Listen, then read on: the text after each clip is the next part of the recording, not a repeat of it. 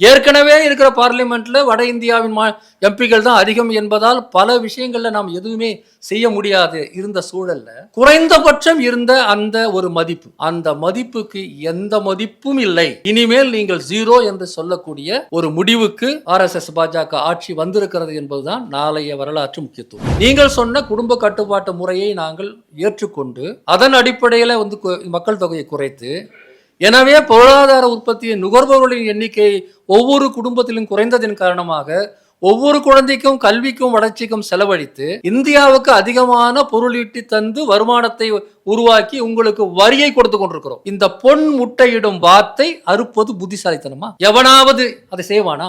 என்னைக்காவது நம்ம நார்த் ஈஸ்டினுடைய அரசியல் கட்சிகளை பத்தி யோசிச்சிருக்கிறோமா? என்ன அவங்களுக்கு பவர் இல்லை. நாளைக்கு தமிழ்நாடுக்கு அதிகாரம் இருக்காது, கேரளாவுக்கு அதிகாரம் இருக்காது, ஆந்திரா கர்நாடகா தெலுங்கானாவுக்கும் அதிகாரம் இருக்காது, நம்ம எம்பிகளுக்கும் அதிகாரம் இருக்காது. டெல்லியில் அவர்களாகவே இந்தியில் எல்லாத்தையும் நடத்தி எல்லாம் செய்து கொள்ளலாம், நாம பார்வையாளர்களாக போயிட்டு வரலாம். இதில் வழக்கம் போல தமிழ்நாட்டுக்கு தான் அதிகமான தீங்கு இருக்கும் அப்படின்ற ஒரே ஒரு எண்ணத்திலிருந்து மட்டும் தயவு செய்து இதை பேசுபவர்களை கொஞ்சம் ஜாகிரதையாக இருக்கணும்னு நினைக்கிறேன். மறுபடியும் அந்த கடமை எங்கள் மேலேயே திணிக்காதீங்க. இந்தி திணிப்பின் பிரச்சனை நாங்கள் தான் முதல்ல கொண்டு வந்தோம். அதற்கு அவ்வளோ பலன்களை நாங்கள் பெற்றோம். இன்னைக்கு கர்நாடகாவும் மகாராஷ்டிராவும் கேரளாவும் எல்லாம் நாங்கள் 50 வருஷம் முன்னாடி சொன்னது சொல்றீங்க. இது எங்க சும்மா மட்டும் இல்லை, இந்தியாவில் ஜனநாயகத்தை பற்றி யோசிக்கக்கூடிய அத்தனை பேருடைய பிரச்சனையும் தான். நான் ஒட்டுமொத்த இந்தியாவின் பிரச்சனையாக அது மாறவே மாறாது. எழுதி வைத்துக் கொள்ளுங்கள். நாளை இந்த பிரச்சனை வெடிக்கும் போது உத்தரப்பிரதேசத்தின் அகிலேஷ் யாதவ் நம்மோடு இருக்க மாட்டார், பீகாரின் தேஜஸ்வி யாதவ் நம்மோடு இருக்க மாட்டார், வட இந்தியாவில் எப்படியாவது இழந்த இடத்தை பெற வேண்டும் என்று நினைக்கக்கூடிய காங்கிரஸ் கட்சியும் நம்மோடு இருக்காது. இந்தியாவின் வழக்கமான ஜனநாயக சக்திகள், முற்போக்கு சக்திகள் என்று பேசக்கூடிய பல பேர் நம்மோடு இருக்க மாட்டார். ஆக பிஜேபியினுடைய இந்த கேம் பிளான்ல உத்தரப்பிரதேசல போயிட்டு எந்த கட்சிக்காரனாவது தங்களுக்கு வரக்கூடிய அதிகாரத்துக்கு எதிராக பேச முடியுமா? நினைக்கிறீங்களா அப்படி நடக்கும்னு? எனவே நாளை இந்திய கூட்டணி அதற்கு நாம் இறுதிச் சடங்கு செய்ய வேண்டிய நாள். ஆனால் இது ஒரு மிகப்பெரிய ப்ராசஸ் முதல் புள்ளி என்பதை மறந்து விடாது. இந்த புள்ளியை நாம் ஏற்றுக்கொண்டால் தமிழ்நாட்டை உடைப்பது என்பது அடுத்த புள்ளியாக. அது மாநிலங்களாக உடைக்கப்படாது, யூனியன் பிரதேசங்களாக உடைக்கப்படும். அங்கே தேர்தல் இருக்காது. RN ரவி போன்ற ஏஜென்ட்டுகள் ஆட்சி செய்வார்கள். எதுவுமே இல்லாத மேலிருந்து கீழ் நோக்கி கட்டமைக்கப்படக்கூடிய ஒரு சர்வாதிகாரத்தை நோக்கி இந்த நாடு போய் கொண்டிருக்கிறது. அனைவருக்கும் வணக்கம். வாய்ஸ் ஆஃப் டிஎன் ஏற்பாடு செய்திருக்கும் இந்த நிகழ்வில் இன்றைய தினம் தமிழ்நாட்டில், தென்னிந்தியாவில் வீதிகளெல்லாம் மக்கள் திரண்டு போராடி கொண்டிருக்க வேண்டிய, ஆனால் அப்படி போராடாத ஒரு பிரச்சனையை பற்றி பேச வந்திருக்கிறோம். இதற்கான வாய்ப்பை அளித்த தோழர்கள் மருதையன் உட்பட அனைவருக்கும் என்னுடைய நன்றி. தொகுதி மறுசீரமைப்பு விஷயம் அப்படிங்கிறது ஏதோ ஒரு நிர்வாக சம்பந்தப்பட்ட, அதுவும் இந்த ஊழல் செய்கிற, லஞ்சம் வாங்குகிற அரசியல் கட்சிகளுடைய பிரச்சனை என்கிற ஒரு பொது புத்தியை நாம் கொண்டிருக்கிறோம். அண்மை கால வரலாற்றில் நடந்த வேறு எந்த சட்ட திருத்தத்தையும் விட, கான்ஸ்டியூஷனல் அமெண்ட்மெண்ட்டை விட, அல்லது அரசியல் ரீதியாக RSS பிஜேபி எடுத்திருக்கக்கூடிய முயற்சிகளை விட மிகப்பெரிய தாக்கத்தை, பாதிப்பை ஏற்படுத்தக்கூடிய ஒன்றுதான் இந்த டீலிமிட்டேஷன் பிரச்சனை. தமிழ்நாட்டின் முதலமைச்சர் இவ்வளவு தேர்தல் நெருக்கடியிலும் இந்த சூழலிலும் கூட மிக தெளிவாகவே ஒரு வீடியோ மூலமாக இந்த பிரச்சனையை முழுமையாக உணர்ந்து பேசியிருக்கிறார்.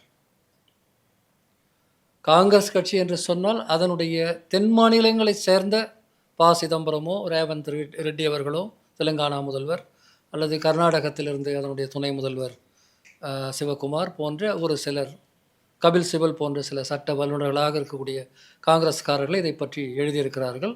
எல்லாவற்றுக்கும் மேலாக இந்த பிரச்சனையை சோனியா அம்மையார் அவர்களுமே விரிவாக பத்திரிகையில் எழுதந்தான் நம்ம பார்த்துருக்குறோம். இந்தியா முழுக்க இதை பற்றி ஒரு பேச்சு அல்லது கவனம் இல்லை என்றெல்லாம் நான் சொல்லலை. ஆனால் தமிழ்நாட்டை பொறுத்தவரையில், தென்னிந்தியாவை பொறுத்தவரையில் இது 10ஓடு 11ஆக இருந்திருக்கக்கூடாத ஒரு விஷயம். உண்மையிலேயே முதல்வரே பேச்சில் சொன்னதை போல இது சாதாரண ஒரு விஷயம் கிடையாது. இதற்கு எதிராக தமிழ்நாடு பொங்கி எழ வேண்டும். திமுக தன்னுடைய 50களிலும் அரசியலிலும் மேற்கொண்ட அரசியலை நாங்கள் மீண்டும் கையில் எடுப்போம். இதை மிரட்டல் நினைக்காதீங்க.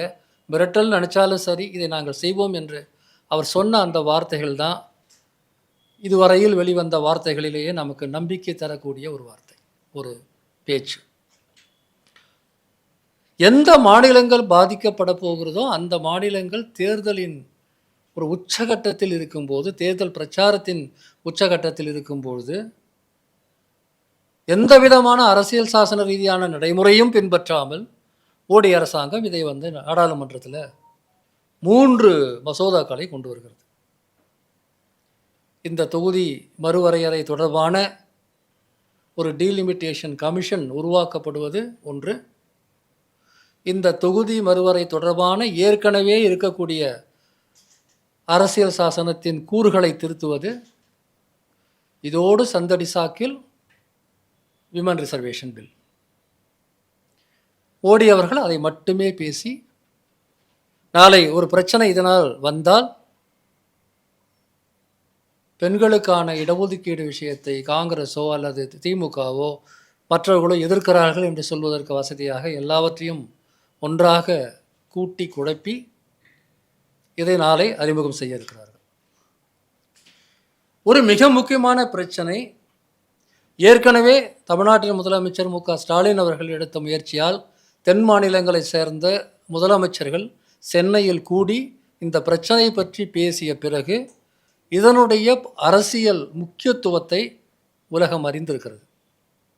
அது எதையுமே பொருட்படுத்தாமல் தமிழ்நாடும் கேரளாவும் தேர்தல் இருக்கிற நேரத்தில் நாங்கள் இதை கொண்டு வருவோம் அப்படின்னு ஒரு முடிவை எடுக்கிறார்கள் என்று சொன்னால், நம்ம எப்படி டில்லி மதிக்கிறது என்பதற்கு அதான் அடையாளம். அந்த தில்லி நம்ம எப்படி மதிக்க விரும்புகிறது என்பதற்கான அடையாளம் தான் இந்த பில்ஸ் எல்லாம். ஒரு புள்ளி வரம் என்று பார்க்கும்போது நீங்கள் இப்போ இருக்கக்கூடிய இந்த எண்ணிக்கையை நான் ஒரு 2-3 புள்ளி வரங்களை மட்டும் சொல்கிறேன். இப்போ ஏற்கனவே இருக்கக்கூடிய எண்ணிக்கை ஒரு 849 அல்லது 850. அதில் மாநிலங்கள்லேருந்து நேரடியாக 815, யூனியன் பிரதேசங்கள்லேருந்து 35. இதில் ஒரு கருத்து இப்போ சொல்கிறாங்க, யூனியன் பிரதேசங்கள்லேருந்து வரக்கூடியவர்கள் எப்படி வரணும் என்பதை அரசாங்கமே தீர்மானித்துக் கொள்ளும். மக்களால் தேர்ந்தெடுக்கப்பட்டு அவங்க வரணும்னு கூட தேவை இருக்காது என்று நான் அச்சப்படுகிறேன். அதான் யூனியன் பிரதேசம் ஆச்சு. அப்போ யூனியன் பிரதேசத்துலேருந்து வரக்கூடியவர்களை எப்படி இருக்க போகிறாங்கன்னு நமக்கு தெரியல. அவர்கள் ஒருவேளை நியமன எம்பிக்களை போலவே வரக்கூடிய சூழல் இருக்குமானால், நாளைக்கு இந்தியாவில் மாநிலங்கள் எல்லாவற்றையுமே யூனியன் பிரதேசமாக மாற்றி காஷ்மீரை மாற்றினது போல இந்த தேர்தலுங்க முறையை கூட ஒழிச்சிடலாம். நியமன எம்பிக்கள் போல இந்தியாவிலிருந்து அவர்கள் விருப்பப்படக்கூடிய நபர்களை அவர்களே நியமித்து கொண்டு வந்து விடலாம். இதெல்லாம் என்ன நடக்க போதுங்கிறது இனி தான் பார்க்கணும். 71 சென்சஸ் அடிப்படையில் மறுவரையறை செய்யக்கூடாது என்ற முடிவை ஒரு கான்ஸ்டியூஷனல் அமெண்ட்மெண்ட் மூலமாக இந்திரா காந்தி கொண்டு வந்த நேரத்தில் இப்போ பேசும்போது கூட சத்யராஜ் அதை குறிப்பிட்டு பேசினார். வட இந்தியாவில் காங்கிரஸ் கட்சி, அது இந்திராவினுடைய எமர்ஜென்சி பீரியடில் மிக மோசமான முறையில் வன்முறையின் மூலமாக குடும்ப கட்டுப்பாட்டுக்கான வேலைகள் நடந்தன. உங்களுக்கு தெரியும், அந்த காலகட்டத்தில் இந்திராவினுடைய மகன் சஞ்சய் காந்தி அதுக்கு பேர் போனவராக இருந்தார். ஆனால் தமிழ்நாட்டிலும் கேரளாவிலையும் ஒரு நூற்றாண்டு காலமாக இங்கு நடந்த சமூக இயக்கத்தின் காரணமாக, தந்தை பெரியார் போன்றவர்கள் நடத்திய பெண்ணுரிமை இயக்கத்தின் காரணமாக கல்வி, பொருளாதாரம், அது தொடர்பான சுதந்திரம், எல்லாவற்றுக்கும் மேலாக பெண்களுக்கான சுதந்திரம், இதையெல்லாம் உறுதிப்படுத்தி அதன் மூலமாக பெண்களாகவே முடிவெடுக்கிற ஒரு நிலை வரும்போது தான் இங்கே எத்தனை குழந்தைகளை பெற்றுக்கொள்வது என்பது குறைந்தது. இது கிட்டத்தட்ட உலகம் முழுக்க வளர்ந்த நாடுகள் எந்த பாதையில் சென்றனவோ அதே பாதை. கல்வியும் பொருளாதார சூழலும் மாறும்போது, பெண்களுக்கு உரிமை வரும்போது 8 குழந்தைகள் 10 குழந்தைகள் பெற்றுக்கொள்வதெல்லாம் குறைந்து 4, 3 கூட குறைஞ்சி, என்னுடைய தந்தையார் தலைமுறையிலே நாங்கள் 4 பசங்க, எங்கள் தலைமுறையில் என்னுடைய சகோதர சகோதரிகள் மத்தியில் 2 இல்லை 1 தான், 3 கூட கிடையாது. இது எல்லா குடும்பத்திலையும் பார்க்கலாம். ஆக இது சமூக பொருளாதார வளர்ச்சியினுடைய வெளிப்பாடு. இந்த உலகத்தில் எந்த ஒரு புத்திசாலி நாடோ பொருளாதார வளர்ச்சி பற்றி அக்கறை கொண்ட ஒரு அரசாங்கமோ சமூகத்தை பற்றி தெரிந்த ஒரு அரசாங்கமோ இப்படி பொருளாதார சமூக வளர்ச்சியின் காரணமாக மக்கள் தொகையை சமநிலைப்படுத்திய சிறப்படுத்திய ஒரு மக்களுக்கு தண்டனை தருவார்களா? இங்கிருந்து நீங்க கேள்வியை தொடங்கணும். யாராலும் இப்படி சிந்திக்க முடியுமா? இன்னைக்கு தமிழ்நாடு, கேரளா போன்ற மாநிலங்களில் மக்கள் தொகையினுடைய அந்த ரீப்ளேஸ்மெண்ட் லெவல் என்பது 1.8, அதாவது அது குறைந்தபட்சம் 2.1 இருக்கணும். சொல்லுவாங்கல்ல, நாம் இருவர் நமக்கு இருவர்னு. இந்த நாம் இருவர் நமக்கு இருவர்னு இருந்தால் தான் மக்கள் தொகை மீண்டும் மீண்டும் அதே நிலையில் கூட இருக்க முடியும். இப்போ நாம் இருவர், ஆனால் நமக்கு இருவர் இல்லை. நமக்கு 1.8 தான், 1.25 தான் இருக்கிறாங்க. சில குடும்பங்களில் 2, சில குடும்பங்களில் 1. கிட்டத்தட்ட என்னுடைய குடும்பங்களை அதை தான் பார்க்குறேன். சில குடும்பங்களில் 2, சில குடும்பங்களில் 1. அப்போ இந்த ஒட்டுமொத்தமாகவே தமிழ் சமூகத்தினுடைய மக்கள் தொகையில் குறையும். ஜப்பான் போன்ற நாடுகளில் இன்று சந்திக்கக்கூடிய பிரச்சனை. ஏதோ முதியோர்கள் அதிகமாகிடுவாங்க அதனால் பிரச்சனைன்றது மட்டும் இல்லை. முதியோர்களுக்கு எல்லா வசதிகளும் கொடுத்தா முதியோர்கள் நல்லா தான் இருப்பாங்க. இது ஒட்டுமொத்தமாகவே தமிழ் சமூகத்தினுடைய எதிர்காலத்தில் நம்முடைய மக்கள் தொகை குறையும் என்பது தான். இது சரி தப்புங்கிற வாதத்தை கூட நான் வரல. ஆனால் ஒன்றிய அரசாங்கம் காட்டிய திசையில் நீங்கள் சொன்ன குடும்ப கட்டுப்பாட்டு முறையை நாங்கள் ஏற்றுக்கொண்டு அதன் அடிப்படையில் மக்கள் தொகையை குறைத்து, எனவே பொருளாதார உற்பத்தியை நுகர்பவர்களின் எண்ணிக்கை ஒவ்வொரு குடும்பத்திலும் குறைந்ததின் காரணமாக ஒவ்வொரு குழந்தைக்கும் கல்விக்கும் வளர்ச்சிக்கும் செலவழித்து இந்தியாவுக்கு அதிகமான பொருளீட்டி தந்து வருமானத்தை உருவாக்கி உங்களுக்கு வரியை கொடுத்து கொண்டிருக்கிறோம். இந்த பொன் முட்டையிடும் வார்த்தை அறுப்பது புத்திசாலித்தனமா? எவனாவது அதை செய்வானா? தென் மாநிலங்களிலும் பொருளாதார வளர்ச்சி இல்லைன்னா ஒட்டுமொத்த இந்தியாவுக்குமே போதுமான அளவுக்கு இன்னைக்கு பணம் கிடையாது. மேற்கு மாநிலங்களில் ஃபினான்ஸ் கேபிட்டல் இருக்கலாம். ஃபினான்ஸ் கேபிட்டல் தானாகவே குட்டி போட்டு கொள்ளாது. ப்ரொடக்ஷன் இங்கே தான் நடக்குது. ஆக எந்த மாநிலங்களால் இந்தியா இன்று இந்த முகத்தை பெற்றிருக்கிறதோ, உலக அரங்கில் தொழில்நுட்பம் சார்ந்து இந்தியா ஒரு சிறந்த நாடு, இந்தியானா ஐடி, இந்தியானா டெக்கு பேசுகிறீங்கல்ல, எதனால்? சத்தீஸ்கர் அப்புறம் உத்தரப்பிரதேசத்தில் நீங்கள் உருவாக்கி வச்சிருக்கிற ஐடி அமைப்புகளாலா? எந்த ஒட்டுமொத்த தென்னிந்தியா என்பது 30 ஆண்டு கால இந்திய வளர்ச்சிக்கு அடிப்படையோ அந்த தென்னிந்தியாவை நீங்கள் இவ்வளவு காலமாக ஒரு நிதி சார்ந்த முறையிலே வஞ்சித்து வந்தீர்கள். ஃபினான்ஸ் கமிஷனில் மக்கள் தொகை அடிப்படையில் நாங்கள் நிதியை ஒதுக்குறோம், போராடி கொண்டிருக்கிறோம்.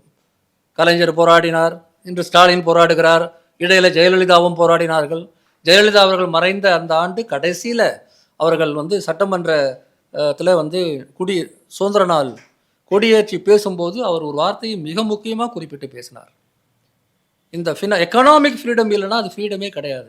சுதந்திர தினம் தானே, சுதந்திரம்னா என்னன்னு பேசும்போது எக்கனாமிக் ஃப்ரீடம் இல்லைன்னா அது ஃப்ரீடமே கிடையாதுன்னு பேசினாங்க.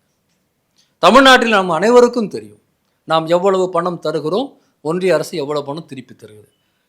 உடனே பேசுவாங்க, அதை நாங்கள் அதிகமாக தானே கொடுக்குறோம். நீ அதிகமாக கொடுக்குறது குறைவாக கொடுக்குறது ரெண்டுமே உன் வேலை கிடையாது, நான் தான் கொடுக்கணும் உனக்கு. டிஃபென்ஸு வெளியுறவு கொள்கையெல்லாம் நீ வச்சிருக்கிற இல்லை, அதனால் நான் ஒன்றா உனக்கு அப்பம் கொடுக்குறேன், ஆனால் நான் தான் முடிவு பண்ணணும். இதுவே கிட்டத்தட்ட 50 ஆண்டு காலமாக போராடி கொண்டிருக்கிறோம். மக்கள் தொகை அடிப்படையில் பொருளாதார அதாவது நிதி பகிர்வு என்பதே மிகப்பெரிய மோசடி. நான் எவ்வளவு உற்பத்தியை உருவாக்கி உனக்கு கொடுத்து எவ்வளவு வரி வருமானத்தை கொடுக்கிறேன் என்பதையும் சேர்த்து கணக்கு போடணும். வளராத மாநிலங்களுக்கு வளர்ச்சி அடைவதற்கு உதவி செய்வது உண்மைதான், ஆனால் அது எனக்கு தண்டனையாக இருக்க முடியாது. 1970களில் மாநிலங்களுக்கான சுயாட்சியை பற்றி அன்றைய முதல்வர் கலைஞர் பேசின போது அப்போ இந்திரா காந்தி சொன்னாங்க, என்ன தெரியுமா சொன்னாங்க? இப்படி தமிழ்நாடு ஒவ்வொரு மாநிலமும் தனக்கான சுயாட்சின்னு கேட்டால் உத்தரப்பிரதேசம் போன்ற வளராத மாநிலங்கள் என்ன செய்யும், அவங்களுக்கு எங்கேருந்து பணம் வரும்னு கேட்டாங்க. 70களிலிருந்து 2020 வரையில் 60 வருஷமா உங்களுக்கு பணம் கொடுத்தோமே, என்னாச்சு? அந்த நிதி பகிர்வுன்ற ஒரு விஷயத்திலேயே அவ்வளவு பெரிய அநியாயம் நடந்தது. ஏற்கனவே இருக்கிற பார்லிமெண்ட்ல வட இந்தியாவின் எம்பிக்கள் தான் அதிகம் என்பதால் பல விஷயங்கள்ல நாம் எதுவுமே செய்ய முடியாது இருந்த சூழல்ல குறைந்தபட்சம் இருந்த அந்த ஒரு மதிப்பு, குறைந்தபட்சம் இருந்த அந்த மதிப்புக்கு எந்த மதிப்பும் இல்லை, இனிமேல் நீங்கள் 0 என்று சொல்லக்கூடிய ஒரு முடிவுக்கு RSS பாஜக ஆட்சி வந்திருக்கிறது என்பதுதான் நாளைய வரலாற்று முக்கியத்துவம். சில 100 ஆண்டு காலமாக காலனி ஆட்சி காலத்திலும் சரி, அதன் பிறகும் சரி, 47க்கு பிறகும் சரி, நாம் நவீன வளர்ச்சி முறையால்,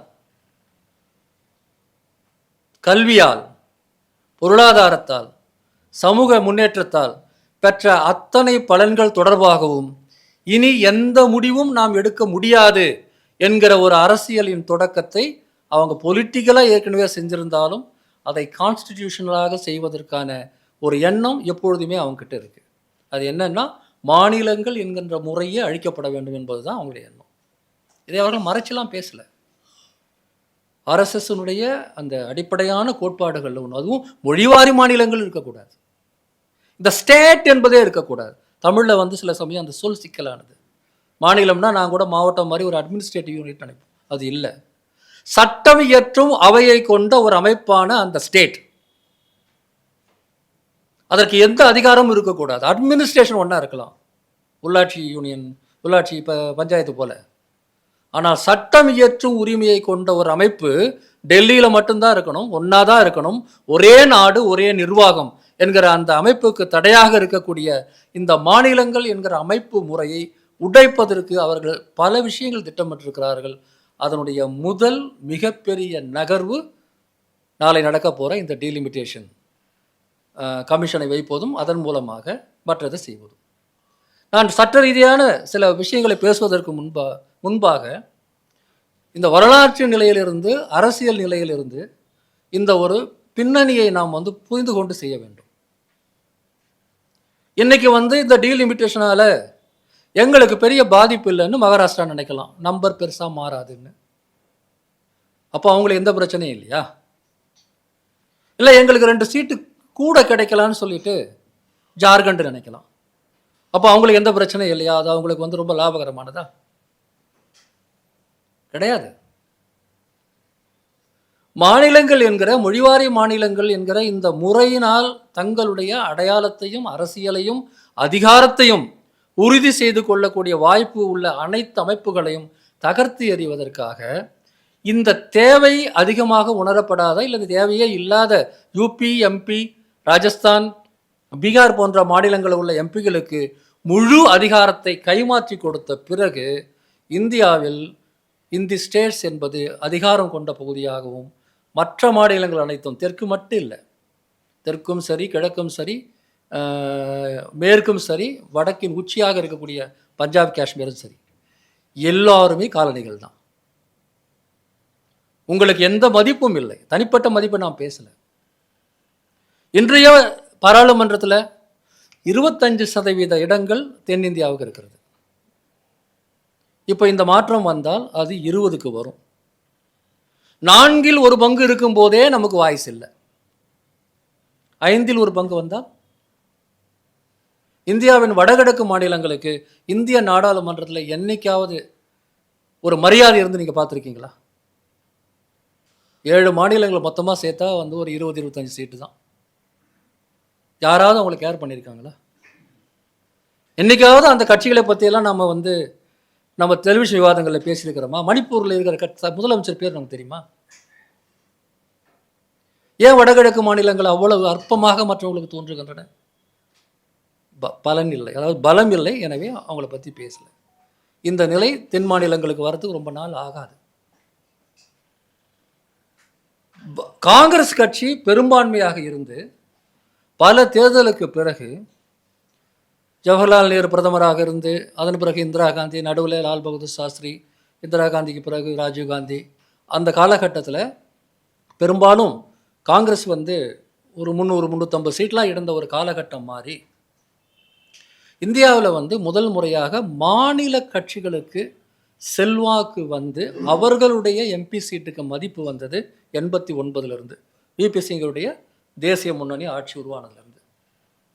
அந்த தேசிய முன்னணியே வட இந்தியாவில் இருக்கக்கூடிய சோஷியலிஸ்ட் பின்னணியுடைய இந்த ஜனதா பரிவாரத்துக்கும், இங்கே வந்து திமுக, ஆந்திராவில் தெலுங்கு தேசம், கேரளாவில் லெஃப்ட்டு, கர்நாடகத்தில் வந்து அதே ஜேடி ஜனதாதளத்தினுடைய பிரிவு, இப்படி இருந்தவங்களும் சேர்ந்து உருவாக்கினது. அந்த 89 தேர்தலுக்கு பிறகு 2014க்கு முன்பு வரை இந்தியாவில் பல கூட்டணி அமைச்சரவைகள் அமைஞ்சது. அந்த கூட்டணி அமைச்சகங்கள் உருவான காலத்தில் மட்டும்தான் இந்தியாவில் எல்லா மாநிலங்களுக்குமான ஒரு வளர்ச்சி என்பது சாத்தியமானது. குறிப்பாக தென் மாநிலங்கள்ல இருந்து திமுகவும், இன்றைய தெலுங்கு தேசம் இல்லை, அன்றைய தெலுங்கு தேசம், அன்றைய சந்திரபாபு நாயுடு, என்டிஆர் அவர்களெல்லாம் வந்து அந்த கூட்டணி அமைச்சகங்கள் இருந்தபோது தான் ஒரு பரவலான ஒரு வளர்ச்சியை இந்த நாடு 89லேருந்து பெற்றது. தென்னிந்தியாவை சேர்ந்த பல அரசியல் தலைவர்கள் எந்த கட்சியில் இருந்தாலும் சரி, அது காங்கிரஸில் இருந்த நரசிம்மராவா கூட இருக்கட்டும், எந்த கட்சியில் இருந்தாலும் சரி, தென்னிந்தியாவை சேர்ந்த அரசியல் தலைவர்கள் வந்து பாராளுமன்றத்தில் மிகப்பெரிய ஒரு பொறுப்புகளில் நீதி அமைச்சராகவோ, வர்த்தக அமைச்சராக, அப்புறம் உங்களுக்கு பல்வேறு அமைச்சகங்களில் இருந்தாங்க. ஒரு நேஷனல் ஃப்ரண்ட் கவர்மெண்ட், அதன் பிறகு United front government 1, United front government 2, அப்புறம் பாஜக தலைமையிலான என்டிஏ, காங்கிரஸ் தலைமையிலான யூபிஏ. இது எல்லாத்துலேயும் வந்து தமிழ்நாட்டினுடைய பங்கு ஒரு காலத்தில் ரொம்ப அதிகம். 40 சீட்டை அள்ளி அப்படியே ஒரு கூட்டணிக்கு நம்ம கொடுப்போம். அது என்டிஏ கூட்டணியாக இருக்கட்டும், யூபிஏ கூட்டணியாக இருக்கட்டும், யார் வேணா இருக்கட்டும். தமிழ்நாடு பாராளுமன்றத்தில் பெரும்பாலுமான சமயங்களில் மிக தெளிவாக ஒரு கூட்டணிக்கு வாக்களித்திருக்கிறது. அப்போ அங்கே வந்து உங்களுக்கு 200-300 சீட்டு வேணுங்கிற நிலையில் தமிழ்நாட்டின் 40 சீட்டு வந்து taken for granted, but still we have the power. தமிழ்நாடும் ஆந்திராவும் சேர்ந்தால் இந்தியாவின் தலையெழுத்தை தீர்மானித்து விடலான்னு வட இந்திய ஊடகங்கள் புலம்பியதை நான் படித்திருக்கிறேன். இந்த ரெண்டு பேர் தான் எல்லாத்தையும் தீர்மானிப்பாங்க. காலங்காலமாக நீங்கள் இருந்தீங்களடா, அதை பற்றி நீங்கள் பேசுனதே இல்லையே. ஆக இப்போ இருக்கக்கூடிய காம்போசிஷனில் நாடாளுமன்றத்தில் தமிழ்நாட்டினுடைய எண்ணிக்கையும் நீங்கள் வந்து கட்சியை விட்டுட்டு பார்த்தீங்கன்னா தென் மாநிலங்களின் எண்ணிக்கை என்பது புறக்கணிக்க முடியாத ஒரு எண்ணிக்கை. இன்னைக்கும் கூட இந்தியா கூட்டணியினுடைய பலம் அப்படிதான் வந்திருக்கிறது. ஆக இதை அரசியல் ரீதியாக எதிர்க்க முடியாத பாஜக என்ன செய்தாலும் தெற்கு இனி நமக்கு இல்லைங்கிற நிலை வந்த பிறகு அவர்களுடைய இந்த மாநிலங்களை ஒழிக்க வேண்டும்ங்கிற சித்தாந்தமும் ஏற்கனவே இருக்கிற காரணத்தினால் இந்த ஹிந்தி பெல்ட்டினுடைய அரசியல் தான் தங்களுடைய அடிப்படை என்பதை மிக தெளிவாக புரிந்து கொண்டு இதை செய்கிறார்கள். வெளிப்படையாக வட இந்தியாவில் போன தேர்தலில் பாஜகக்காரர்கள் செய்த பிரச்சாரத்தில் ஒரு முக்கியமான விஷயம் என்ன தெரியுமா? தென்னிந்தியா முழுக்க ஒன்றிய அரசின் வேலைவாய்ப்புகளை நாங்கள் தான் உங்களுக்கு பெற்றுக் கொடுத்தோம். பீகாரில் பேசுகிறாங்க, நீங்கள் எனக்கு தான் ஓட்டு போடணும். அவன் இந்தியில் பேசுறதுனால நமக்கு தெரியாதுன்றது அப்படின்ற விஷயம்தான் வெளிப்படையாக பிரச்சாரம் பண்ணாங்க. நாங்கள் தான் ஏன் இந்தியா ஃபுல்லாக உங்களுக்கு வேலை கொடுத்தோம். தமிழ்நாட்டில் நீ தமிழ்நாட்டுக்காரங்க தானே கொடுத்துருக்கோன்றலாம் கேள்வி இல்லை. தமிழ்நாட்டிலையும் பீகார்காரங்க வேலை கொடுத்துன்னு நான் தான். 2 முக்கியமான விஷயங்கள் இதில் இருக்குது. ஒன்று, இந்து முஸ்லீம் பிரிவினையின் அடிப்படையிலாக அவர்கள் முதல் கட்ட வெற்றிகளை ஏற்கனவே பெற்றுவிட்டார்கள். இனி அந்த மாவை அதிகம் அரைக்க முடியாது. அந்த வெற்றியெல்லாம் வந்தாகிவிட்டது. 25% மேலே முஸ்லீம்கள் இருக்கக்கூடிய மேற்கு வங்கத்தில் ஒரு முஸ்லீம் வேட்பாளர்கள் கூட இல்லாமல் பாஜகவால் வந்து தேர்தலை சந்திக்க முடிகிறது. இந்தியா முழுக்க முஸ்லீம்களை முடிந்த வரையில் எவ்வளவு முடியுமோ அவ்வளவு அடக்கி ஒடுக்கி புறந்தள்ளி ஓரம் தள்ளி அரசியலின் மையத்திலிருந்து அவர்களை விலக்கி விட்டார்கள். 30 வருஷமாக அதனுடைய பலனை அனுபவிச்சிட்டாங்க. இப்போ அடுத்த கட்டமாக ஹிந்தி நான் இந்தி பிரிவு பிளவை வந்து உருவாக்க வேண்டும். இன்னைக்கு ஏன் இவ்வளவு ஆழமாக இந்திக்கு ஆதரவாக அவங்க பேசுகிறாங்க? எந்த பிஜேபி அரசியல் தலைவர்கள் பிள்ளையும் இந்தி மீடியத்தில் படிக்கலையே வட இந்தியாவில். எல்லாமே எல்லா மாநிலங்களும் இருப்பதை போல வந்து எலிட்டாக தானே அவன் இருக்கிறான். இன்னைக்கு ஏன் இந்தியை பற்றி அவ்வளோ பேசுகிறாங்க? இந்தி பெல்ட் முழுக்க இந்தியாவின் ஒட்டுமொத்த அதிகாரமும் இந்தி பேசக்கூடிய நமக்கே ஆனது என்கிற அரசியலை திட்டமிட்டு வளர்ப்பதன் மூலமாக ஒட்டுமொத்த இந்தியாவினுடைய செல்வத்தை நாம் தான் அனுபவிக்க வேண்டும் என்கிற எண்ணத்தை உருவாக்குவதன் மூலமாக ஒரு மிகப்பெரிய ஒரு பிளவை உருவாக்குவதன் பலனை மீண்டும் அனுபவிக்க வேண்டும். இன்னும் சொல்ல போனால் பழைய ஆரிய வர்த்தத்துக்கே அதிகாரம் என்கிற நிலையை நோக்கி போக வேண்டும். இந்திய துணைக்கண்டத்தினுடைய அரசியல் அதிகாரம் ஆரிய வர்த்தம் என்று சொல்லக்கூடிய இன்றைய உத்தரப்பிரதேச பகுதியில் தான் இருக்க வேண்டும் என்பது அவர்களுடைய நீண்டகால எண்ணம். இந்த டீலிமிட்டேஷன் என்ன செய்கிறது? தென்னிந்தியாவினுடைய பங்களிப்பை குறைக்கிற அதே நேரத்தில் இப்போது அவங்க சொல்கிறது போல் எல்லாருக்கும் சீட் அதிகமாகும், ஆனால் எல்லாருக்கும் ஒரே ப்ரொபோர்ஷனேட்டில் அதிகமாகாது. இப்போ தமிழ்நாட்டுக்கு 33% அதிகரிக்கிறது என்று சொன்னால் உத்தரப்பிரதேசத்துக்கு 77% அதிகரிக்கிறது. இன்றைக்கி இந்து தலையங்கத்தில் அதை குறிப்பிட்டிருக்கிறாங்க அந்த பர்சன்டேஜ். இப்போ வடக்க பார்த்திங்கன்னா உத்தரப்பிரதேஷ், பீகார், மத்திய பிரதேஷ், ராஜஸ்தான், ஹரியானா, சத்தீஸ்கர், உத்தராகண்ட் அண்ட் டெல்லி இப்போ 543 சீட்டில் 207 சீட் இருக்குது. அவங்களுக்கு 366 சீட், அதாவது 77% அதிகரிக்கும். அதாவது 38.1% இப்போ இருக்குது மொத்த சீட்டில். அதுலேருந்து 43.1% அதிகரிக்கும். சதர்ன் ஸ்டேட்ஸ் தமிழ்நாடு, கர்நாடகா, ஆந்திரா, தெலுங்கானா, கேரளா, புதுச்சேரி இப்போ 132 சீட் இருக்குது. அதுலேயும் உயர்வு வரும். 177ஆக அதிகரிக்கும். ஆனால் 33% தான் இன்க்ரீஸ். அப்போ தெற்கினுடைய வளர்ச்சி, அதாவது அதிகரிப்புங்கிறது 33%, வடக்கின் அதிகரிப்பு ஏற்கனவே அதிக இடம் கொண்ட வடக்கின் அதிகரிப்பு 77%. எங்கே போய் நிறுத்தும்? எங்கே போய் முடியும் இது? ஆக இது வெறுமனே தெற்கு எனக்கு ஓட்டு கிடைக்கல அதனால தான் நான் இதை செய்கிறேன்றது மட்டும் இல்லை. ஆர்எஸ்எஸ் பிஜேபியினுடைய எல்லா அஜெண்டாக்களும் இதுக்குள்ளே வருது. வடக்கின் ஆதிக்கம், இந்தி ஆதிக்கம், வட இந்தியாவில் சமூக நீதி முறையாக இல்லை. எனவே வடக்கின் ஆதிக்கம் என்பது வட இந்திய ஆதிக்க ஜாதிகளின் ஆதிக்கம். மொழிவாரி மாநிலங்களே இருக்கக்கூடாது. ஒரே நாடு, ஒரே நிர்வாகம். இந்த எல்லாமே ஒன்று சேரக்கூடிய புள்ளியில் உருவாக்கணும்னு சொன்னால் எதையுமே ஒரே நாளில் உடைத்து எறிந்து விட முடியாதுன்னு புத்திசாலிகளான அவர்களுக்கு தெரியும். திடீர்னு ஒரு நாள் இங்கே மாநிலங்கள்லாம் இல்லை அப்படின்னு சொல்ல முடியாது. அவங்க கொஞ்சம் கொஞ்சமாக குத்தி நம்முடைய அதிகாரத்தை குறைத்து கொண்டு கடைசியில் ஒன்றுமே இல்லாத ஒரு சூழலை நோக்கி கொண்டு விட்டுருவாங்க. அப்போ இந்த நிலைமை வருமானால் தெற்கினுடைய ஒட்டுமொத்த மதிப்பே பார்லிமெண்ட்டில் 20%ன்னு சொன்னால் கொஞ்சம் யோசிச்சு பாருங்கள். பொதுவாகவே ஒரு கூட்டணிங்கிறது 30-35% இருந்தால் ஆட்சியை பிடிச்சிடலாங்கிறது இந்தியாவில் மாநிலமோ மத்திய அரசுலையும் மோராலஸ் அப்படி தான் இருக்கும். 70%, 10% இன்னொருத்தருலாம் இருக்காது. பெரும்பாலும் 30-35% இருந்தாவே நீங்கள் ஒரு தொகுதி ஜெயிச்சிடலாம். அது 1/3 ஓட்டு போடுறவங்களில் 35% ஓட்டு உங்களுக்கு வந்தாவே நீங்கள் ஜெயிச்சிடலாம். இப்போது 80% நீங்கள் அங்கே வச்சுட்டிங்கன்னா முதல் 2 பேருமே இந்தியாவில் நாடாளுமன்ற ஜனநாயகம் உயிரோடு இருக்கிறதாவே வச்சுக்குவோம். உயிரோடு இருந்தாலுமே கூட முதல் 2 கட்சிகளுக்குமே சவுத் இந்தியா தேவையில்லை. சவுத் இந்தியாவில் எது வந்தாலும் அதை வச்சுக்கலாம். அப்போ இந்த 20%காரங்க என்ன செய்வாங்க? அதுதான் சொன்னேன். என்னைக்காவது நம்ம நார்த் ஈஸ்டினுடைய அரசியல் கட்சிகளை பற்றி யோசிச்சிருக்கிறோமா? ஏன்னா அவங்களுக்கு பவர் இல்லை. நாளைக்கு தமிழ்நாடுக்கு அதிகாரம் இருக்காது, கேரளாவுக்கு அதிகாரம் இருக்காது, ஆந்திரா, கர்நாடகா, தெலுங்கானாவுக்கும் அதிகாரம் இருக்காது, நம்ம எம்பிகளுக்கும் அதிகாரம் இருக்காது. டெல்லியில் அவர்களாகவே இந்தியில் எல்லாத்தையும் நடத்தி எல்லாம் செய்து கொள்ளலாம். நாம் பார்வையாளர்களாக போயிட்டு வரலாம். ஆனால் ஏற்கனவே உலக அளவில் நன்கு உயர்ந்திருக்கக்கூடிய தென்னிந்தியாவினுடைய பொருளாதாரம் இதனால் கீழே விழ போகிறதில்லை. அப்போ நாம் நிறைய உழைச்சி, நம்ம நிறைய தொழில்நுட்பத்தில் முன்னேறி, நிறைய சிறந்த பொருள்களை உருவாக்கி, உலக சந்தையில் நன்றாக விற்று, நிறைய வருமானத்தை கொண்டு மொத்த வரியும் அவங்களுக்கு கொடுத்துக்கிட்டே இருக்கலாம். இந்த புண்ணியம் யாருக்கு கிடைக்குமோ யோசிச்சு பாருங்க. கடமையை செய், பலனை எதிர்பார்க்காதே. கீதாவின் சாராம்சமே வந்துருச்சு. தென்னிந்தியா தொடர்ந்து கடமையை செய்யலாம், பலனை எதிர்பார்க்க வேண்டிய அவசியம் இல்லை. கேட்டாலும் கொடுக்க போகிறதில்லை. அவ்வளவு கோபத்தையும் வைத்துக்கொண்டு இப்படி நான் பேசி கொண்டிருக்கிறேன். கடமையை செய், பலனை எதிர்பார்க்காதேன்னு அவங்க சொல்கிறாங்க. கீதையினுடைய மைந்தர்கள் இல்லையா?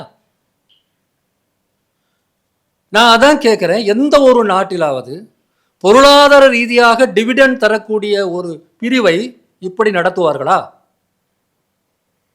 அமெரிக்கா கலிஃபோர்னியாவை நடத்துமா? யோசித்து பாருங்க. ஆனால் இவர்கள் நடத்துகிறார்கள். இந்த 2000 ஆண்டுகால வன்மம் என்பது ஒரு அரசியல் சாசன உரு கொள்கிற நாள் நாளை. இந்த டீலிமிட்டேஷன் கமிஷன் உருவாக்கப்பட்டு எப்படியெல்லாம் மாத்துறாங்க அழகா. மறுவரை செய்வது எப்படி என்பதற்கு மக்கள் தொகையை கணக்கில் எடுத்துக்கொள்ள வேண்டும் என்று ஒவ்வொரு 10 வருஷத்துக்கு ஒரு முறை மக்கள் தொகையை நம்ம கணக்கில் எடுத்துக்கணும் அப்படின்னு ஏற்கனவே ஒன்று சொன்னால், அது மக்கள் தொகையை கணக்கில் எடுத்துக்கணும்னா எந்த மக்கள் தொகை அப்படிங்கிறத பற்றி நாம் யோசித்து பார்க்கலான்னு சொல்கிறாங்க. இல்லை மக்கள் தொகையை தான் எடுத்துக்கணுமா, வேற ஏதாவது அதுக்கு எடுத்துக்கணுமா, அது கமிஷன் முடிவு பண்ணட்டும்னு நாளைக்கு சொல்லுவாங்க. இந்த டீலிமிட்டேஷன் கமிஷன் யார், அவங்களுடைய வரையறை என்ன, அவங்க எப்படி முடிவெடுப்பாங்க, அதையெல்லாம் நாங்கள் பார்த்துக்கிறோம். ஒருவேளை அது தப்பாக போச்சுன்னா நாங்கள் எதிர்க்க முடியுமா? முடியாது. நீதிமன்றத்தில் போனாலும் நிற்காது. அப்போ நாளைக்கு எப்படி அவங்க இதை நிறைவேற்றுவாங்க? கான்ஸ்டியூஷனல் அமெண்ட்மெண்ட் வந்தால் 2/3 மெஜாரிட்டி இருக்கணும் அப்படிங்கிறதையே மாற்றி சிம்பிள் மெஜாரிட்டியில் நாங்கள் அதை செய்திருவோம். அதாவது கான்ஸ்டியூஷனையே கொன்று இதுவரையில் இருந்த முறைகளையும் ஒழித்து மாற்றக்கூடிய ஒரு முறை. ஏற்கனவே இருக்கிற சட்ட முறையில் அடிப்படையில் இந்த மாற்றத்தை மட்டும் அவங்க செய்யலை. இந்த மாற்றத்துக்காக சட்ட முறையே அவங்க மாற்றுகிறார்கள். ஆக இந்தியாவினுடைய நாடாளுமன்ற ஜனநாயகம் குழி தோண்டி புதைப்பதற்கான அந்த வேலை ரொம்ப ஜரூராக நடந்து கொண்டிருக்கிறது. அதிலும் நாளை ஒரு மைல்கல். அது ஏதோ மாநிலங்களின் உரிமை பற்றியது மட்டும் இல்லை, ஒரு கான்ஸ்டிடியூஷனல் ப்ராசஸே மாறுது. எத்தனையோ கமிஷன்கள் ஏற்கனவே இங்கே போடப்பட்டிருக்கு. சுதந்திர இந்தியாவின் தொடக்க காலகட்டத்திலிருந்து மொழிவாரி மாநிலங்கள் உரிமை உருவாக்கப்படுவதற்கு கூட இங்கே பல கமிஷன்ஸ் இருந்ததெல்லாம் படிச்சிருப்போம். கமிஷன்கள்னாவே என்னன்னு நமக்கு தெரியும். பெரும்பாலும் அது ஒன்றிய அரசாங்கத்தினுடைய கைப்பாவை தான். இந்த கமிஷன்கள் மூலமாக இதுவரையில் பெரும்பாலும் 90% அது ஆட்சியாளர்களுடைய குரலை பிரதிபலிப்பது தான். இப்போ இது மட்டும் என்ன பெருசாக இருக்க போகுது? ஆனால் இது கூடுதல் அதிகாரமும் இருக்கு இல்லை, கான்ஸ்டியூஷனாகவே இருக்கே, அதை நீ கேள்வி கேட்க முடியாது. ஆக இந்த தொகுதி மறியலை எந்த அடிப்படையில் நடத்தப்பட வேண்டும் என்று சொல்வதற்கும் எனக்கு உரிமை இல்லை. ஆக என்னுடைய தலையெழுத்தை நீங்க தீர்மானிக்கிறீங்க, அந்த ப்ராசஸ்ல எனக்கு இடமே கிடையாது.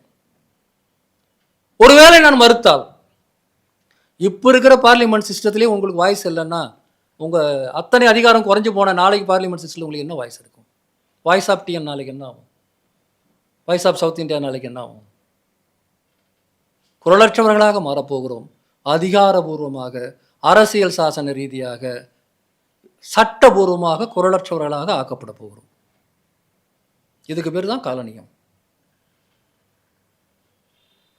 எப்படி நம்ம லீகலாகவும் ஃபார்மலாகவும் காலனியத்தை நோக்கி அடிமேல் அடி வைத்து நடந்து கொண்டிருக்கிற இந்த சூழலில் இந்த பிரச்சனையுடைய முக்கியத்துவத்தை நாம் எந்த அளவுக்கு புரிந்து கொண்டிருக்கிறோம் என்பது உண்மையிலே எனக்கு தெரியல. புள்ளி விவரங்கள், சட்ட நுணுக்கங்களோடு இதை எதிர்கொள்ள வேண்டியது மிக முக்கியமான ஒரு கடமை என்றாலும் கூட, பொலிட்டிக்கலாக இதை எதிர்கொள்ள வேண்டியது அதைவிட முக்கியமான ஒரு கடமை. இதில் வழக்கம் போல தமிழ்நாட்டுக்கு தான் அதிகமான தீங்கு இருக்கும் அப்படின்ற ஒரே ஒரு எண்ணத்திலிருந்து மட்டும் தயவு செய்து இதை பேசுபவர்களை கொஞ்சம் நான் ஜாகிரதையாக இருக்கணும்னு நினைக்கிறேன். மறுபடியும் அந்த கடமை எங்கள் மேலேயே திணிக்காதீங்கய்யா. இந்தி திணிப்பின் பிரச்சனை நாங்கள் தான் முதல்ல கொண்டு வந்தோம். அதற்கு அவ்வளோ பலன்களை நாங்கள் பெற்றோம்.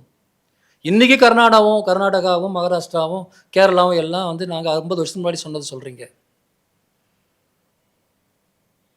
இது எங்கள் சும்மா மட்டும் இல்லை, இந்தியாவில் ஜனநாயகத்தை பற்றி யோசிக்கக்கூடிய அத்தனை பேருடைய பிரச்சனையும் தான் இது. தென்னிந்தியாவின் பிரச்சனை மட்டுமா? அது ஒட்டுமொத்த இந்தியாவின் பிரச்சனை இல்லையா? ஆனால் ஒட்டுமொத்த இந்தியாவின் பிரச்சனையாக அது மாறவே மாறாது. எழுதி வைத்துக் கொள்ளுங்கள், நாளை இந்த பிரச்சனை வெடிக்கும் போது உத்தரப்பிரதேசத்தின் அகிலேஷ் யாதவ் நம்மோடு இருக்க மாட்டார். பீகாரின் தேஜஸ்வி யாதவ் நம்மோடு இருக்க மாட்டார். வட இந்தியாவில் எப்படியாவது இழந்த இடத்தை பெற வேண்டும் என்று நினைக்கக்கூடிய காங்கிரஸ் கட்சியும் நம்மோடு இருக்காது. இடதுசாரிகள் நம்மோடு இருப்பார்கள், ஆனால் அவர்களுக்கு வட இந்தியாவில் எந்த இடமும் இல்லைன்றதுனால பீகாரில் கொஞ்சம் இருப்பாங்க, அவ்வளோதான். மற்றபடி அவங்களுக்கு ஒரு ப்ரெசன்ஸே கிடையாது. அதனால் அவர்கள் வேணும் நம்மோடு இருக்கலாம், ஏன்னா கேரளாவில் அவங்க இருக்கிறாங்க. இந்தியாவின் வழக்கமான ஜனநாயக சக்திகள், முற்போக்கு சக்திகள் என்று பேசக்கூடிய பல பேர் நம்மோடு இருக்க மாட்டார்கள். அனுதாபம்னு தெரிவிக்கலாம். பாவம் சவுத் இந்தியாவை இப்படி வஞ்சிக்கிறாங்களே,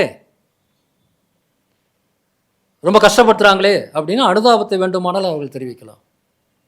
ஆக பிஜேபியினுடைய இந்த கேம் பிளான்ல உத்தரப்பிரதேசில் போயிட்டு எந்த கட்சிக்காரனாவது தங்களுக்கு வரக்கூடியது அதிகாரத்துக்கு எதிராக பேச முடியுமா? நினைக்கிறீங்களா அப்படி நடக்கும்னு? எனவே நாளை இந்திய கூட்டணி அதற்கு நாம் இறுதிச் சடங்கு செய்ய வேண்டிய நாள். அதான் நடக்கும் நாளைக்கு. அது வேற எப்படியா பொழைச்சா நல்ல மகிழ்ச்சி தான், இல்லைன்னு சொல்ல வரல. ஏன்னா இதை பொறுத்த வரையில் இந்த ஜனதா பரிவாரங்கள் யாருமே வரமாட்டாங்க. மேற்கு வங்காளம் கூட வராது, மகாராஷ்டிரா கூட வராது.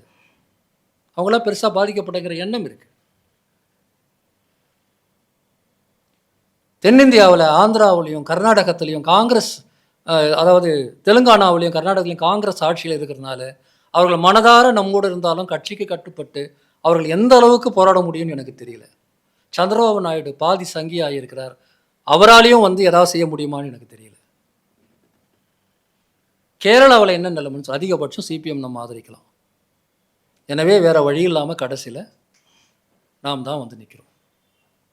தமிழ்நாட்டில் இந்த பிரச்சனையை பற்றி கூட புரிந்து கொள்ளாமல் எடப்பாடி பழனிசாமி பேசுகிறார். இந்த டீலிமிட்டேஷனையும் அதன் பிறகு மாநிலங்கள் உடைக்கப்பட்டால் அதையும் வரவேற்கக்கூடிய முதல் மனிதனாக சீமான் இருப்பார், பார்த்து கொள்ளுங்கள்.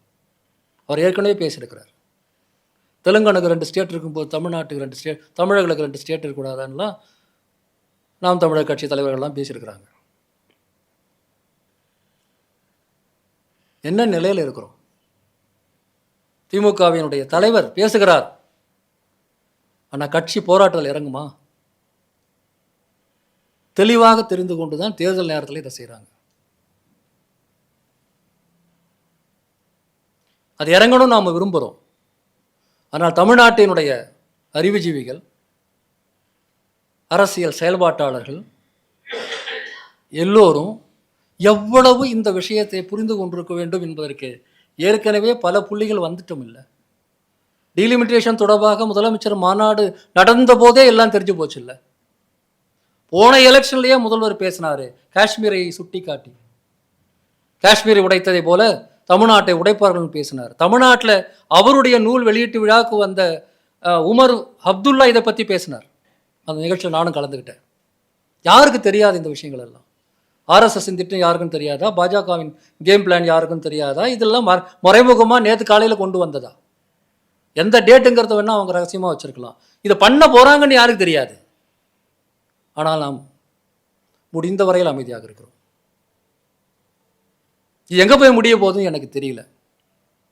ஆனால் இந்தியாவினுடைய பாராளுமன்றத்தில், அதாவது இந்தியாவில் சட்டம் இயற்றும் அதிகாரத்தில், இந்தியாவின் சட்ட இறையாண்மையில் ஏற்கனவே மிகவும் சிறுபான்மையினராக இருக்கக்கூடிய தமிழர்கள் இப்போது இன்னமும் சிறுபான்மையினராக ஆகி போனால் இது தமிழ் சமூகத்தின், தமிழ் தேசிய இனத்தின், தமிழ் இனத்தின் மிகப்பெரிய வீழ்ச்சியாகும். இதிலிருந்து எப்படி நம்மை காப்பாற்றிக் கொள்ளப் போகிறோம் என்பதற்கு நாம் ஒவ்வொருவரும் நம்முடைய கணக்கில், நம்முடைய கனவுல நிறைய வைத்து கொண்டிருக்கலாம்.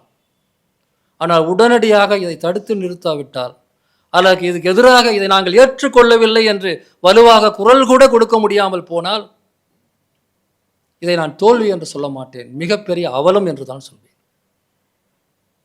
இது வெறும் தோல்வி இல்லை, மிகப்பெரிய அவலம். சத்தம் கூட போடலையே. வலு இல்லாத போது தோற்று போகலாம், ஆனால் எந்த வலுவும் இல்லாத போதும் சத்தம் போடலாம். ஆனால் அந்த சத்தம் போடக்கூட தயாராக இல்லாத ஒரு சூழலிலே நாம் இருக்கிறோமோ என்கிற அச்சம் அதுதான் மிகப்பெரிய அச்சமாக இருக்கிறது. ஆனாலும் கூட தமிழ் சமூகம் எப்பொழுதுமே மிக முக்கியமான தருணங்களிலே மீண்டு எழுந்து வந்திருக்கிறது என்பதுதான். நீங்கள் சொல்வதைப் போல கடைசி நேரத்தில் நம்பிக்கையில் முடிக்கணுன்றதுக்காக தான் முடிக்கிறேன். மனசுக்குள்ள நம்பிக்கை இல்லைனாலும் நாம் எவ்வளோ பிரச்சனைகளில் மீண்டு வந்திருக்கிறோம். ஆனால் இது ஒரு மிகப்பெரிய ப்ராசஸ்னுடைய முதல் புள்ளி என்பதை மறந்து விடாதீர்கள். இந்த புள்ளியை நாம் ஏற்றுக்கொண்டால் தமிழ்நாட்டை உடைப்பது என்பது அடுத்த புள்ளியாக இருக்கும். அது மாநிலங்களாக உடைக்கப்படாது, யூனியன் பிரதேசங்களாக உடைக்கப்படும். அல்லது அது சமஸ்கிருதத்தில் ஒரு பேர் வைப்பாங்க. அங்கே தேர்தல் இருக்காது. அவர்கள் நியமித்த ஏஜென்ட்டுகள், RN ரவி போன்ற ஏஜென்ட்டுகள் ஆட்சி செய்வார்கள். ஜனநாயகமும் இல்லாமல், மாநிலங்களும் இல்லாமல், மாநிலங்கள் இல்லாமல் போனால் மாநில கட்சிகளும் தான் இருக்காது. எதுவுமே இல்லாத மேலிருந்து கீழ் நோக்கி கட்டமைக்கப்படக்கூடிய ஒரு சர்வாதிகாரத்தை நோக்கி இந்த நாடு போய் கொண்டிருக்கிறது. நாம் விழித்து கொள்ள வேண்டும் என்பது நாம் எல்லோரும் ஒப்புக்கொள்ளக்கூடிய ஒரு விஷயமாக இருக்கலாம். விழித்து கொள்ள முடியாமல் போனால் நான் சொல்வதைப் போல அது வெறும் தோல்வி அல்ல, ஒரு மிகப்பெரிய வரலாற்று அவலம். உள்ளபடியே அண்மை கால வரலாற்றில் பிரிட்டிஷ்காரர்களால் ஒன்றிணைக்கப்பட்ட இந்தியாவில் அந்த பிரிட்டிஷ்காரர்களுக்கு எதிராக போராடுவதன் மூலமாக ஒன்றிணைந்த இந்தியாவில், ஒரு நவீன இந்தியாவில், ஆசியா முழுக்க வெவ்வேறு சர்வாதிகார பாதை வந்தபோது நாடாளுமன்ற ஜனநாயகம், குடியாட்சி என்கிற ஒரு ஜனநாயக பாதையை தேர்ந்தெடுத்து கொண்ட இந்தியாவில் 1000 பிரச்சனைகள் இருந்தாலும் இந்த இந்தியாவில் தான் நாம் இவ்வளவு வளர்ந்திருக்கிறோம் என்கிற அந்த ஒரு யதார்த்தத்தையும் நான் புரிந்து கொண்டுதான் சொல்கிறேன். அப்படிப்பட்ட ஒரு ஜனநாயக இந்தியாவினுடைய எதிர்காலத்தினுடைய வீழ்ச்சி என்பது மிகப்பெரிய வீழ்ச்சியாக இருக்கும். அது சாதாரணமானது கிடையாது.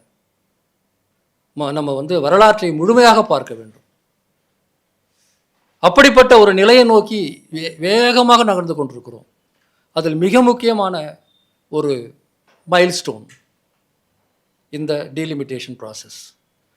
இதை வெறுமனே பாஜகவோட கட்சி திருவிளையாடலாகவோ அல்லது ஜெயிப்பதற்கான தொகுதி வருவரை மட்டும்தான் என்றோ, அல்லது எப்படி இருந்தாலும் மக்கள் தொகையில் அவங்க தானங்க அதிகமாக இருக்கிறாங்க, அது நியாயந்தானங்க அவன் சொல்கிறது அப்படின்னு சமாதானம் பேசியோ நீங்கள் கடந்து செல்ல முடியாது. இதனுடைய நோக்கம் அது மட்டும் கிடையாது. அதெல்லாம் இருக்குது, ஆனால் அது மட்டும் கிடையாது. இதனுடைய நோக்கம் தென்னிந்தியாவை வாய்ஸ்லெஸ்ஸாக, குரலற்றவர்களாக மாற்றுவது என்பது தான். நாம் விழித்து கொள்ள வேண்டும். நன்றி நண்பர்களே.